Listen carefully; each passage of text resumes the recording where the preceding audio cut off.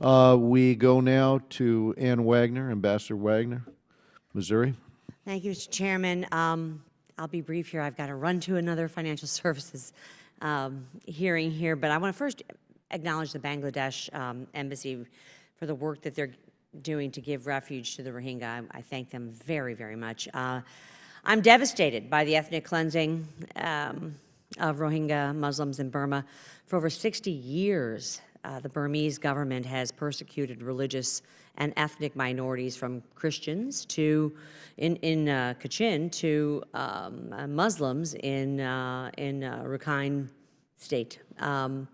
We are in part to blame for not holding the Burmese government and military accountable for their actions, which we knew about full well as we lifted the sanctions. Ambassador Starella, you indicated in your written statement that you are supporting the elected government's efforts, including the Rakhine Advisory Commission. I understand the political expediency of supporting the commission, but Burma has clearly abdicated its responsibility to protect. And the U.S. should officially recognize mass atrocity crimes against Rohingya Muslims and unequivocally support an independent investigation. Downplaying human rights violations and impunity has not resulted in national reconciliation. It has perpetuated more conflict and a lack of accountability. Ambassador Starella and Assistant Secretary Murphy, when will the United States push for an independent investigation into these mass atrocity crimes? Thank you very much, Congresswoman, and agree with your characterization of this longstanding challenge that is abhorrent and now on full display. But for those of us who follow the country for a long time, we've seen big population movements in the past, 1970s, 1990s, crisis again in 2012, last year as well. Irregular migration in 2015 caused a crisis for the entire region. Independent investigations, please get to the point. We are supporting, Congresswomen, as a co-sponsor at the Human Rights Council, a UN fact-finding mission that was recently extended, the mandate for this program to look closely at the abuses, gather information, and make determinations on the way forward. I hasten to point out there are not just challenges in Rakhine State. There's ongoing active conflict elsewhere in the country. Correct. In particular, in Kachin and Shan states. Those conflicts need to come to an end. There are many actors inside the country, I also want to point out, in terms of pressure points. There's the civilian government. There are the security forces.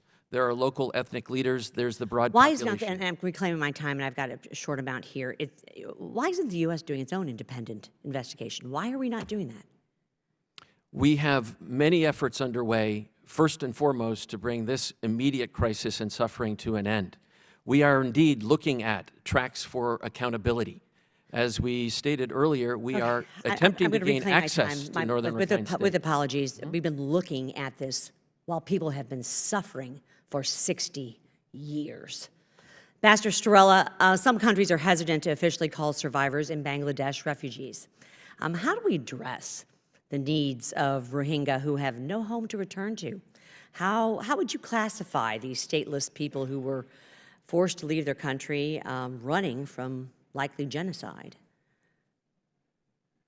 Congresswoman, thank you very much for that question. And I would like to say that right now there are 1 million Rohingya residing inside Bangladesh.